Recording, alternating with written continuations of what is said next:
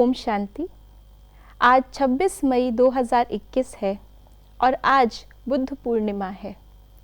पूर्णिमा अर्थात जब चंद्रमा अपनी 16 कलाओं में होता है, जब चंद्रमा अपनी पूरी चमक में होता है, तो ऐसे ही हम आत्माओं को भी पूरा फुल मून अर्थात 16 कला संपूर्ण बनाने के लिए शिव बाबा न केवल साकार रूप से लेकिन अव्यक्त रूप से भी हमें शिक्षाएं और इशारे देते रहते हैं।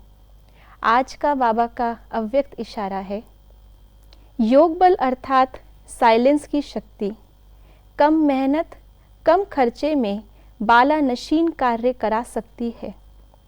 साइलेंस की शक्ति समय के खजाने में इकोनॉमी करा देती है, अर्थात कम समय में ज़्यादा सफलता पा सकते हो। यथार्थ इकोनॉमी है एक नामी बनना, एक का नाम सदा स्मृति में रहे, ऐसा एक नामी वाला इकोनॉमी कर सकता है। जो एक नामी नहीं वह यथार्थ इकोनॉमी नहीं कर सकता। तो आज बाबा ने हमें इस इशारे के द्वारा 3 बातों पर मुख्य हमें स्ट्रेस दिया है, गौर दिया है। सबसे पहले बाबा ने कहा साइलेंस की शक्ति से कम मेहनत में ज़्यादा सफलता। दूसरा बाबा ने कहा इकोनॉमी और तीसरा एक नामी। इन तीनों का ही आपस में बहुत गहरा संबंध है जो बाबा हमें स्पष्ट कर रहे हैं। सबसे पहले साइलेंस की शक्ति। साइलेंस की शक्ति केवल मुख के साइलेंस की बाबा बात नहीं करते, लेकिन यहाँ मन का साइलेंस भी है। जहाँ हमारे मन का साइलेंस है अर्थात हम ज़्यादा व्यर्थ संकल्पों में ना तो अपना समय गंवा रहे हैं और ना ही अपनी शक्ति को व्यर्थ कर रहे हैं। यदि हमें पूरे मिनट में, डॉक्टर्स कहते हैं, साइंस कहती है कि नॉर्मल मनुष्य पूरे मिनट में लगभग 30 से 35 विचार उत्पन्न करता है।